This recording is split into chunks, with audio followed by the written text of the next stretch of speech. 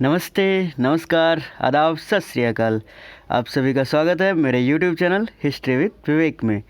जैसा कि आप जानते हैं कि हम संपूर्ण प्राचीन भारत को MCQ फॉर्मेट में द इंड करने वाले हैं।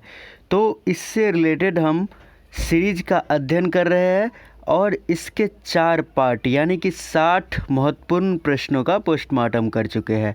आज ये हमारा 5वां भाग है, जो कि पाषाण युग से संबंधित शानदार 15 MCQ को समेटे हुआ है। बहुत ही महत्वपूर्ण वीडियो है, अंत तक देखिएगा। और जो लोग चैनल पे पहली बार आए हैं, लाल बटन दबा के चैनल सब्सक्राइब कीजिए और साथ ही में बेल आइकन दबाएं, ताकि आपको इतिहास संबंधी वीडियो एकदम सरल से सरलतम भाषा में मिल सके। चलिए हम आज का वीडियो आरंभ करते हैं। आज का जो हमारा पहला प्रश्न है कि भूगर्भ शास्त्रियों के द्वारा धरती के इतिहास को कितने युगों में बांटा गया है। ये हमारा प्रश्न है पहला। 1, 2, 3, 4 ये विकल्प है। तो आपको बताओ कि भूगर्भ शास्त्रियों के द्वारा धरती के इतिहास को 4 युगों में बांटा गया है। प्राथमिक यानी पेलियोजोइक, द्वितीयक यानी मेसोजोइक और तृतीयक और जो क्वाटरनरी है उसको संयुक्त रूप से सेनोजोइक कहा जाता है, यानी कि पेलियोजोइक, मेसोजोइक और सेनोजोइक। तो हमारा जो 51 का जो उत्तर है ये डी हो गया। होमिनिड से क्या तात्पर्य है, ये हमारा अगला प्रश्न है। डायनासोर से मिलती जुलती प्रजाति, सांपों से मिलती जुलती प्रजाति या मनुष्य से मिलती जुलती प्रजाति। तो आपको बताओ कि होमिनिड से तात्पर्य है कि मनुष्य से मिलती जुलती प्रजाति। सर्वप्रथम ज्ञात होमिनिड जो है ये ऑस्ट्रेलोपिथेकस है। इसी को माना जाता है कि ये सर्वप्रथम ज्ञात होमिनिड है, यानी कि ये 44 से 18 लाख वर्षों के बीच इसका जीवन था, जिसके अवशेष अभी तक केवल अफ्रीका से प्राप्त हुए हैं। इन्होंने प्राकृतिक उपकरणों का उपयोग किया था, यानी कि इन्होंने अपना कुछ औजार या उपकरण किसी भी चीज़ का आविष्कार नहीं किया जो प्रकृति में पहले ही से अवेलेबल थे। इन्होंने उन्हीं चीज़ों का उपयोग किया था। तो ये हमारा प्रश्न जो था इसका जवाब हो जाएगा मनुष्य से मिलती जुलती आकृति। अब हम अगले प्रश्न को बढ़ते हैं कि होमो सेपियंस एक लैटिन शब्द है जिसका अर्थ होता है। अब जानते हैं कि होमो सेपियंस क्या होता है। मनुष्य का वैज्ञानिक नाम होमो सेपियंस वैसे बोला जाता है, और साथ ही साथ इसके बारे में पूरा एक इतिहास छुपा हुआ है जो हम इस वीडियो में जानने का प्रयास कर रहे हैं और इसको डिटेल में जानेंगे कि होमो सेपियंस एक लैटिन शब्द है जिसका अर्थ क्या है। स्वप्नशील इंसान, या मतलब कि दुस्वप्नशील इंसान, या कल्पनाशील मानव, या दोनों, या नन ऑफ दीज। तो आपको बताओ कि होमो सेपियंस जो लैटिन शब्द है इसका अर्थ है कल्पनाशील मानव। जीव विज्ञान की दृष्टि से आधुनिक मानव होमो सेपियंस प्रजाति के है, जिसमें दूसरा सेपियंस मनुष्य की उप प्रजाति है। अब फिर हम बढ़ते हैं 64 नंबर प्रश्न की ओर, जो हमारा है कि आखेट तथा संग्रहण किन पाषाण युग की जीवन पद्धति थी। मतलब आखेट करना यानी कि शिकार करना, और संग्रहण मतलब खाद्य संग्रह करना, यानी कि कहीं पे जा रहे हैं मानव या घूम रहे हैं, वहाँ पे पेड़ पौधा है, फल का पेड़ है, तो वहाँ गिरा हुआ फल मिल गया तो उसको क्या किया, वो कलेक्ट कर लिया, संग्रह कर लिया। तो ये होता है खाद्य संग्राहक, यानी कि प्रोडक्शन की क्षमता नहीं है, उत्पादन की क्षमता नहीं है, पर खाद्य संग्रह कर रहे हैं, कलेक्टिंग कर रहे हैं। तो ये होता है खाद्य संग्राहक। और आखेट तो जानते हैं शिकार करना जीव जंतुओं का। तो ये हमारा सवाल है कि आखेट तथा संग्रहण किन पाषाण युगों की जीवन पद्धति थी। निम्न पूरा पाषाण काल, मध्य पूरा पाषाण काल, उच्च पूरा पाषाण काल, या सभी। तो आपको बताओ कि आखेट यानी कि शिकार तथा खाद्य संग्रह की जो जीवन पद्धति में जिन मानवों के शामिल था वो निम्न पूरा पाषाण काल के मानवों का भी, मध्य पूरा पाषाण काल के मानव भी यही करते थे, ये कि शिकार और खाद्य संग्रह कर उच्च पूरा पाषाण, यानी कि यहाँ पे सभी के सभी सही जवाब हो जाएंगे। या सभी के सभी जो है सभी मानवों की जीवन पद्धति यही थी। इसके बाद वाला जो काल आएगा वहाँ से जो है सो कुछ नए चीज़ों को करना मानव ने आरंभ किया, जबकि ये निम्न पूरा पाषाण काल, मध्य पूरा पाषाण काल और उच्च पूरा पाषाण काल, ये इन सब में जो है सो मानव यही अखेट और खाद्य संग्राहक का काम करता रहा। अब हमारा 65 नंबर प्रश्न है, निम्नलिखित में से कौन सा विकल्प मध्य पाषाण युग की जीवन शैली को पूर्णतः दर्शाता है? मध्य पाषाण युग की जीवन शैली को दर्शाने वाला विकल्प पूछ रहा है। आखेट तथा संग्रहण व मछली पकड़ना, यानी कि पहला विकल्प कर रहा है कि शिकार तथा खाद्य का संग्रह करना, कलेक्टिंग करना और मछली पकड़ना। फिर अगला बोल रहा है सिर्फ शिकार व खाद्य संग्रह करना। फिर अगला विकल्प है शिकार करना, खाद्य संग्रह करना, मछली पकड़ना, साथ में ही पशुपालन का भी प्रारंभ। अब डी में है नन ऑफ दीज। तो आपको बताओ कि जो मध्य पाषाण युग के जो मानव थे, मध्य पाषाण युग, ये आखेट भी करते थे, खाद्य संग्रहण भी करते थे और मछली भी पकड़ते थे और पशुपालन का भी आरंभ कर दिए थे। याद देखिए, ये मतलब कि पूरा पाषाण युग को देखिए, पाषाण युग को 3 भाग में बांटा गया, पूरा पाषाण, मध्य पाषाण, नव पाषाण। और पूरा पाषाण को 3 भाग में बांटा गया। 64 नंबर जो प्रश्न था इससे पहले वाला हमारा कि निम्न पूरा पाषाण, मध्य पूरा पाषाण, उच्च पूरा पाषाण। तो इसमें क्या था? इसमें था कि खाद्य, आखेट तथा संग्रहण काम था। यही पूरा पाषाण के बाद मध्य पाषाण में आते हैं। तो देखिए, आखेट संग्रहण, खाद्य संग्रहण के साथ साथ देखिए मतलब कि शिकार, खाद्य संग्रहण से विकल्प पर ध्यान दीजिए। फिर साथ में मछली भी पकड़ने लगे मध्य पाषाण काल में लोग, और पशुपालन का भी आरंभ हो गया। इससे आगे वाली चीज़ें कब आरंभ होगी? नव पाषाण काल में। तो पूरा पाषाण काल, मध्य पाषाण काल और नव पाषाण काल। तो पूरा पाषाण काल, मध्य पाषाण काल समझ गए। अब अगले प्रश्न की ओर देखते हैं कि माइक्रोलिथ या सूक्ष्म औजार किस पाषाण युग की विशेषताओं में शामिल है? मतलब छोटे छोटे औजार, एकदम 1 से 2, 5, 7 सेंटीमीटर के औजार, ये माइक्रोलिथ कहलाते हैं। ये किस पाषाण युग की विशेषता है? तो ये जो विशेषताएं है ये आपको बताओ, जो अभी अभी हमने अध्ययन किया, आखेट संग्रहण, मछली पकड़ना, मत्स्यपालन का आरंभ, तो ये उसी युग की, मध्य पाषाण युग की ही विशेषताएं हैं। आपको बताओ कि ये जो मध्य पाषाण युग था, ये इसका भूवैज्ञानिक नाम जो है, भूवैज्ञानिक युग, इसके होलोसीन युग के श्रेणी में रखा गया है। और यहाँ तो हम अध्ययन कर ही चुके हैं कि मध्य पाषाण युग में लोग शिकार भी करते थे, खाद्य संग्रह का भी काम करते थे, और मछली पकड़ना और पशुपालन, ये सभी नए काम शुरू किए थे। शिकार और खाद्य संग्रह तो पूरा पाषाण युग से चलता ही आ रहा था। बस मध्य पाषाण युग में क्या चेंज आ गया कि मछली पकड़ना और पशुपालन करना। अब हम 67 नंबर प्रश्न की ओर बढ़े। तो निम्नलिखित किस विद्वान ने पाषाण काल को 2 भागों में बांटा? मतलब पाषाण काल को जो बांटा गया है 2 भागों में, ये पूछ रहा है किस विद्वान ने पूरा पाषाण काल को 2 भागों में बांटा? व्हीलर, एडवर्ड, लार्टेट, मार्शल या नन? तो आपको व्हीलर, जॉन लुबाक, मार्शल या कोई नहीं, ये हमारे विकल्प है। तो आपको बताओ कि पाषाण काल को 2 भाग में जो बांटने का काम किया था वो जॉन लुबाक ने किया था।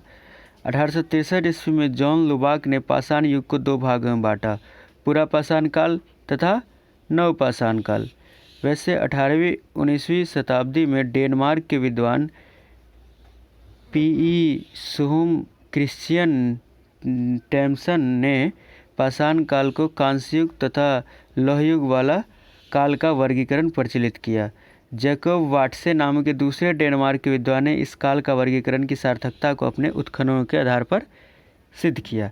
तो पाषाण काल को जो 2 भागों में बांटने का काम किया, पूरा पाषाण काल और नव पाषाण काल, ये किया जॉन लुबाक ने। अब है पूरा पाषाण काल का निम्न, मध्य व उच्च पूरा पाषाण काल में विभाजन का सुझाव किसने दिया? यानी कि पूरा पाषाण काल को अभी अभी हम पढ़े थे कि पूरा पाषाण और नव पाषाण, ये 2 भागों में बांटने का काम किया सर जॉन लुबाक ने। ये जो हमारा पिछला प्रश्न था। और ये अगला प्रश्न है कि पूरा पाषाण काल का निम्न, मध्य व उच्च पूरा पाषाण काल में विभाजन का सुझाव किसने दिया? व्हीलर, मार्शल, लार्टेट या कोई नहीं? तो ये जो सुझाव दिया था पूरा पाषाण काल को 3 भागों में बांटने का, ये एडवर्ड लार्टेट ने दिया था, जो कि 1863 ईस्वी में जॉन लुबाक ने पाषाण काल को 2 युगों में बांटा, पूरा पाषाण, नव पाषाण। इसके कुछ ही वर्षों बाद एडवर्ड लार्टेट ने पूरा पाषाण काल को निम्न पुरापाषाण काल, मध्य पुरापाषाण काल और उच्च पुरापाषाण काल, यानी 3 भागों में बांट दिया। इस उप विभाजन का आधार पत्थर के औजारों के साथ जुड़े हुए प्राणी समूह में हुए परिवर्तनों को बनाया गया। अब अगला प्रश्न है कि सेल्ट, चमकीले हस्त कुठार व पूरा कुठार किस युग की विशेषताएं है? सेल्ट, चमकीले हस्त कुठार व पूरा कुठार, ये सब औजार के नाम हैं। तो ये जो औजार थे या हथियार थे जो यूज किया जाता था जिस काल के मानव के द्वारा, वो काल था नवपाषाण युग। यह पशुपालन और कृषि आधारित खाद्य उत्पादन होने लगा। यानी कि क्या था, पुरापाषाण काल में इंसान सिर्फ शिकार करता था और खाद्य संग्रह करता था। वही मध्यपाषाण काल में आके परिवर्तन क्या हो गया कि शिकार, खाद्य संग्रहण के अतिरिक्त पशुपालन भी करने लगा था और साथ ही साथ पशुपालन के सिवा जो है सो मछली पकड़ने भी लगा था। लेकिन ये जो नवपाषाण काल आया तो नवपाषाण काल में पशुपालन और कृषि, पशुपालन के साथ साथ कृषि भी करने लगा। और वैसे आपको बता दो कि मध्यपाषाण युग का भी और नवपाषाण युग का भी, दोनों का भूवैज्ञानिक युग होलोसीन ही है।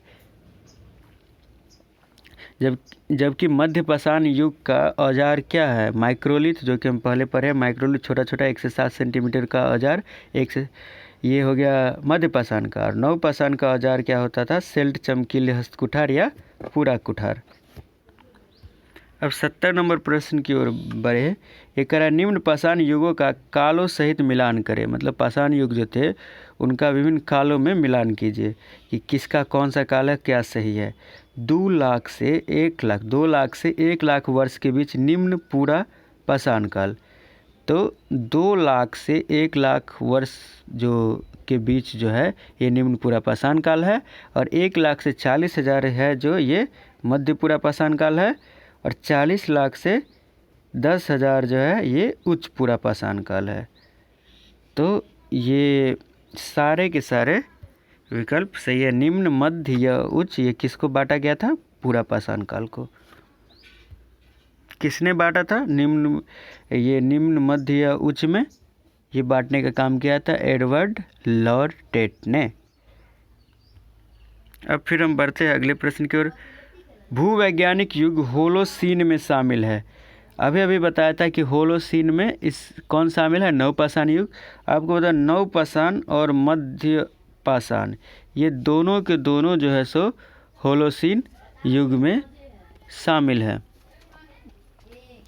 भूगर्भ शास्त्रियों के द्वारा धरती के इतिहास को 4 युग में बांटा गया था, पेलियोजोइक, मेसोजोइक और 2 आपको बताया था तृतीयक और चतुर्थ, जिसको दोनों मिला के क्या कहा जाता है, सेनोजोइक कहा जाता है।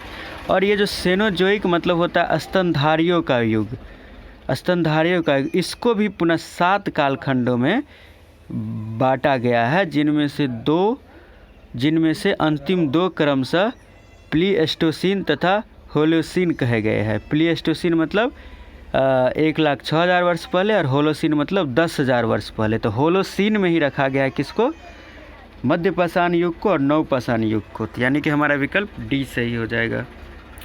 अब है मध्यपाषाण युगीन स्थल लंघनाज से किन जानवरों की हड्डियों के अवशेष मिले हैं। आपको बताओ कि मध्यपाषाण युगीन स्थल लंघनाज कहाँ है, गुजरात राज्य में अवस्थित है। यहाँ पर से किन जानवर की हड्डियों के अवशेष मिलते हैं, ये हमारा प्रश्न है। पहला विकल्प है भेड़िया, नेवला व जंगली भैंसा। दूसरा है गैंडा, जंगली सुअर व नीलगाय, चीतल तथा हिरन व काला हिरन। ये हमारे 3 विकल्प है।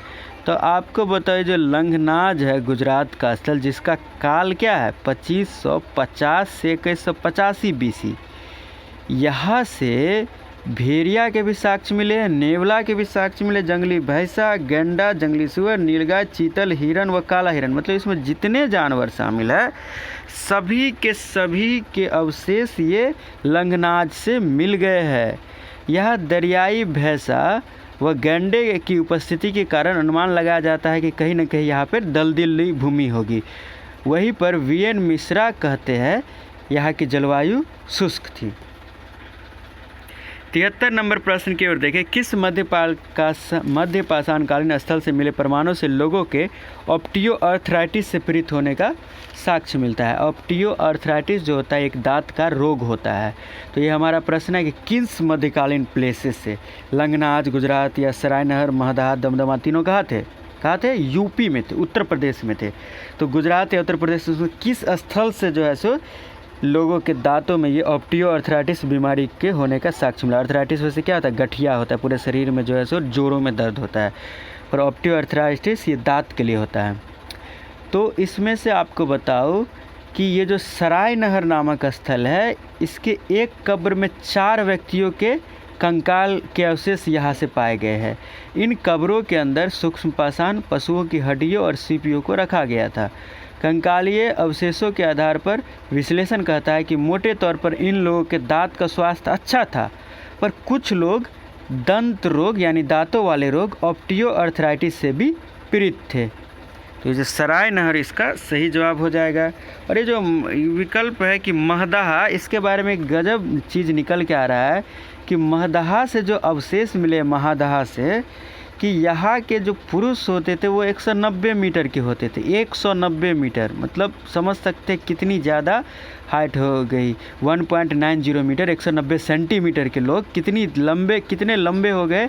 6 फीट से ऊपर भी सोच ले, 190 मीटर। ये जो बाहुबली फिल्म जो आप लोग देखे होंगे, उसमें जो गुंडा था भल्लाल देव यानी राणा डग्गूबती, वो 191 मीटर के है। तो आप समझ सकते हैं महादाह के अवशेष मिले हैं, शायद उनसे ही जुड़े हो। 190 मीटर के वहाँ के अवशेष मिले और वो 191 मीटर के है। और एक और बात, वहाँ स्त्रियों की जो लंबाई थी वो अवशेषों के आधार पर 162 से 176 सेंटीमीटर, मतलब 176 की हाईएस्ट स्त्रियाँ होती थी, यानी कि वो भी जो है सो 6 फीट के लगभग स्त्रियों की लंबाई होती थी। तो इससे अंदाज़ा लगाया जा सकता है अभी कौन 6 फीट के करीब 172 176 सेंटीमीटर लंबा है। आपको बताओ कि शिल्पा शेट्टी और अनुष्का शर्मा, ये इन लोगों की लंबाई जो है सो यही 170 72 76 इन्हीं लोगों की लंबाई है। तो आप सोच सकते हैं कि ये लोग भी लगता है महादाह के अवशेष से ही जुड़ी हुई है। खैर ये सब जोक था। तो इससे आप अंदाज़ा लगा सकते हैं कि शुरुआत में ये जो इन लोगों की लंबाई जो थी पुरुष और स्त्रियों की, महादाह से जो अवशेष मिला है मध्यपाषाण युगीन मानवों का, ये लोग कितने ज़्यादा लंबे होते थे। ठीक है, अब हम अगले प्रश्न की ओर बढ़ते हैं, जो कि आपका पिछले वीडियो में होमवर्क था कि इनमें से किस स्थान पर प्राप्त कुछ सिक्कों पर पंच निगम लिखा है। ये आपके पिछले वीडियो में होमवर्क था, आपको स्क्रीनशॉट लेके कहीं से भी इसका उत्तर ढूंढना था और आपको इसको सही जवाब कमेंट बॉक्स में लिखना था कि 74 नंबर प्रश्न का ABCD क्या होगा। तो आपको बताओ कि तक्षशिला वो स्थल है जहाँ से प्राप्त कुछ सिक्कों पर पंच निगम लिखा है, अर्थात 5 निगमों के द्वारा इन्हें संयुक्त रूप से जारी किया गया था। अब आज के लिए आपका प्रश्न है कि भारत में पहला शैलचित्र कहाँ से प्राप्त हुआ है? लंगनाज, भीमबेटका, सोहागी घाट या ननबदीज? ये आपका प्रश्न है। इस प्रश्न का आप स्क्रीनशॉट ले लीजिए। हिस्ट्री से रिलेटेड जो फेसबुक ग्रुप है या व्हाट्सएप ग्रुप है वहाँ इसको शेयर कीजिए। अगर आपको इसका उत्तर नहीं पता है तो कहीं से भी उत्तर ढूंढिए और कमेंट बॉक्स में प्रश्न संख्या 75 लिख के उसके सामने विकल्प ABCD जो आपको सही जवाब लगता है वो इसका उत्तर आप कमेंट बॉक्स में लिखिए। तो इस तरह से हमारा ये आज का वीडियो समाप्त होता है। मिलते हैं इसके हम फिर अगले कड़ी में। आपको हम संपूर्ण प्राचीन भारत का MCQ फॉर्मेट में द इंड की सीरीज का अध्ययन कर रहे हैं। यह सीरीज जो नेट JRF की तैयारी कर रहे हैं, IS प्री की तैयारी कर रहे हैं या PGT TGT सेट स्लेट इतिहास से संबंधित कोई भी असिस्टेंट प्रोफेसर एग्ज़ाम या कोई भी एग्ज़ाम पूरे भारत में तैयारी कर रहे हैं, उन सब के लिए यह समान महत्व रखती है। मैं क्या करता हूँ, बेस से लेके हायर लेवल, यानी कि जिससे आपका कॉन्सेप्ट क्लियर हो, बेस क्लियर हो और एकदम उच्च से उच्च स्तर मतलब निम्न से उच्च, मैं सभी प्रश्नों को लाकर आपका कॉन्सेप्ट क्लियर करने का प्रयास करता हूँ। हमने संपूर्ण आधुनिक भारत को MCQ फॉर्मेट में भी इंड करने का बीड़ा उठाया है। उससे भी रिलेटेड सीरीज आप हमारे चैनल के प्लेलिस्ट में देख सकते हैं और इसके जो पिछले 4 पार्ट है वो भी आप 60 प्रश्न आ चुके हैं, वो भी आप हमारे प्लेलिस्ट में देख सकते हैं। इस तरह हम पूरे प्राचीन भारत का द इंड करने वाले हैं। तो घर में रहकर खूब अच्छा से पढ़ाई करें, और जो लोग चैनल पे पहली बार वीडियो देख रहे थे वो चैनल को सब्सक्राइब करना बिल्कुल ना भूलें। साथ ही में बेल आइकन दबाएं ताकि आपको इतिहास से संबंधित वीडियो एकदम सरल से सरलतम भाषा में मिल सके। तो फिर मिलते हैं हम इस वीडियो के अगले पार्ट में फिर एक नए टॉपिक के शानदार 15 प्रश्नों के साथ। तो घरों में रहिए, सुरक्षित रहिए और आपदा को अवसर में बदलिए। धन्यवाद।